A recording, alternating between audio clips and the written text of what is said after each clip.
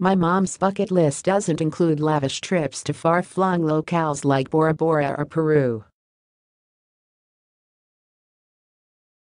Instead, it stars a grocery store, more specifically, a Patel Brothers location in Naperville, Ill. She has heard rumors of its size, including one particularly egregious claim that it's as big as a football stadium. Most people agree that it's as large as any beloved Midwestern supermarket, which is rare for an Indian grocery store in the States. Every time she speaks about it, her eyes become wide and animated, as if she is running through the aisles in her mind. Recently, upon hearing that one of my friends is from Naperville, she asked him a million questions, not about his childhood or career, but about the Patel brothers. Is it really that big? Is it really busy? Is it really as nice as everyone says? It's unfathomable to her that such a place could exist. How Corelle plates came to fill immigrants' kitchen cabinets. She arrived in the United States from India in the early 1980s, armed with a jet black braid that fell down her back, dreams of dental school and an adamantine sense of determination. It was the first time she had been on a plane, the first time away from the comforts of home. Gone was the man who delivered fresh milk to the door in thick glass bottles, and the vegetable seller who roamed the streets of her neighborhood shouting out his selections for the day.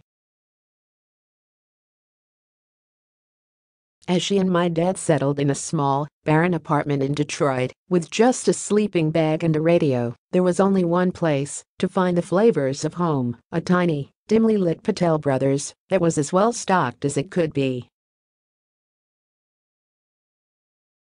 Still, she was thankful. There she could find mounds of jaggery, bags of crispy, salty sev, and pounds of whole wheat atta for making rotis. It meant she wouldn't have to warm up limp grocery store pita and pretend it was naan, or live off the one American dish she did like, bean tostadas at Taco Bell. Patel Brothers was started in 1974 by Mafat and Tulsi Patel. What was once a small grocery on Devon Avenue in Chicago has grown into more than 50 locations in 19 states. No Indian grocery store chain offers the same expansive selection of fresh produce, boxed spices, Indian beauty products and thousands of other items from the Indian subcontinent that were once smuggled back to the States in suitcases. Some have even begun to offer fresh hot food, such as flavor-packed kati rolls. Most locations now feature the same fluorescent lighting and neat organization of a Whole Foods, but with burlap bags of basmati rice instead of boxes of quinoa, and a freezer full of paneer instead of a cheese counter. The author with her mother in Michigan in 1994. Family photo. Just as Patel Brothers has evolved, so has my mom. She is no longer an immigrant fresh off the plane, trying to adjust to a new home thousands of miles from everything and everyone she knew. She owns a thriving dental practice that she built tooth by tooth.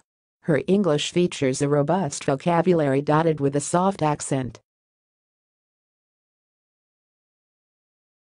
She likes one more item at Taco Bell, a soft taco with beans, and she has developed an inexplicable penchant for candy corn. At our local supermarket, she picks up bottles of ranch dressing and peruses the bulk bins for grains and nuts. Patel Brothers is no longer her place of survival, it's her place of escape. Grocery shopping is usually a chore, one she does out of a strong distaste for restaurant food, an even stronger drive to feed my dad, my brother and me a mind-blowing range of high-quality home-cooked Indian meals. At Patel Brothers, memories of her childhood flood back to her brain and her taste buds.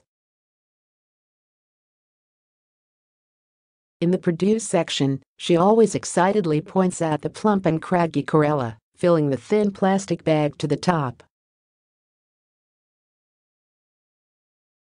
Same for the okra. She swears Indian grocery stores always carry better okra and mango, which she buys 12 at a time during peak season.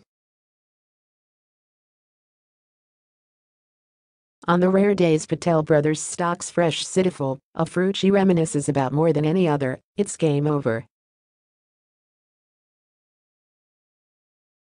On the aisle brimming with bags of lentils and flowers, she pauses often to explain the favorite ways her mom and her neighbors would use them.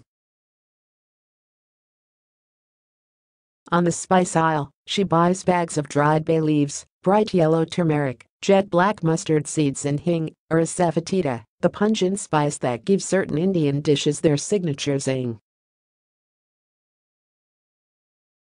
Then she picks up Indian peanuts, raisins, and figs, all of which she swears have more flavor than the American versions. How To All the Boys I've Loved Before helped rekindle my love for Korean food. Like many fellow immigrants, my mom has not lost her sense of frugality, even as she has become more financially stable. She still buys clothes only off the sale rack and collects Bed Bath & Beyond coupons, as if they are Pokemon cards.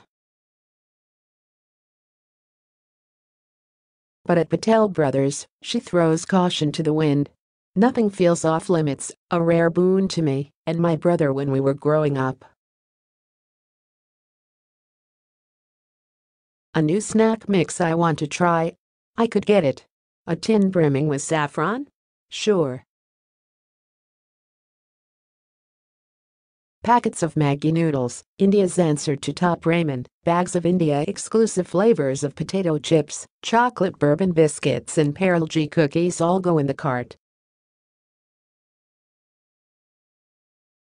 Argue for the same cookie leniency in an American grocery store, and we'd get a firm no and a stern look. Perhaps her desire for her children to engage in their heritage overrides her desire for us to eat more fruits and vegetables.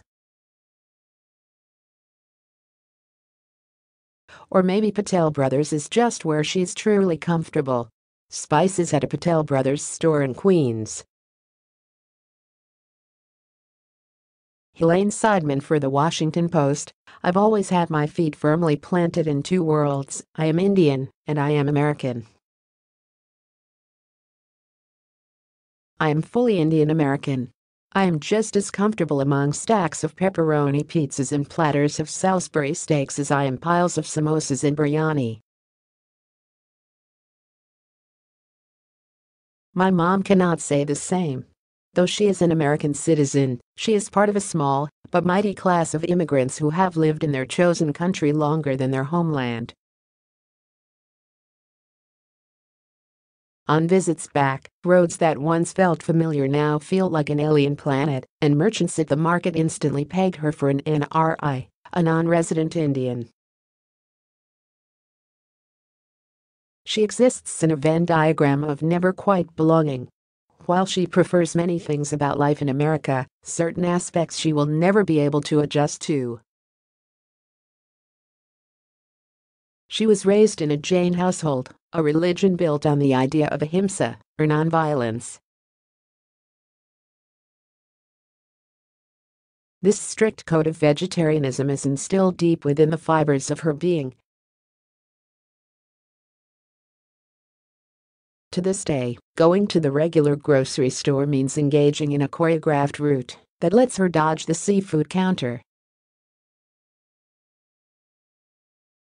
She speeds through the meat aisle, refusing to look up from her cart, wrinkling her nose the whole time.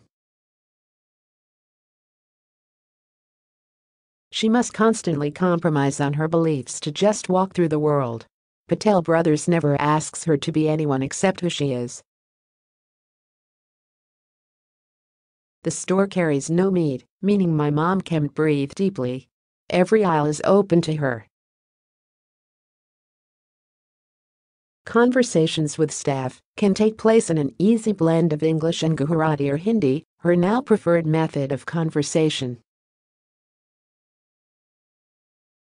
It's possible to say, "Where is the gyru?" and get an answer. At Whole Foods, she must remember to ask for cumin. At Patel Brothers, they know what besan is, and they carry the right brands of basmati rice, the kind that smells sweet and starchy. The freezers are packed with ice cream in the flavors Ben and Jerry's will probably never make, such as cashew pista or cashew pistachio. Staff understand that she buys Bisquick not to make pancakes, but to make gulab jamun. That she wants India's flavors with America's conveniences. That she wants to remember her original home while living in her chosen home. It may seem silly to plan a trip centered on a grocery store, but I hope to take my mom to Naperville this year. There are so few spaces in the world where we can uncompromisingly be ourselves. And if she is able to do so, between aisles of frozen parathas and boxes of spice mixes, I will be there, filling up the cart beside her. More from Voraciously: how to make your best pot of chili. I tried a dozen stress relief snacks, tinctures and teas. So why am I still anxious? This recipe has everything you want in eggplant parm, minus the frying.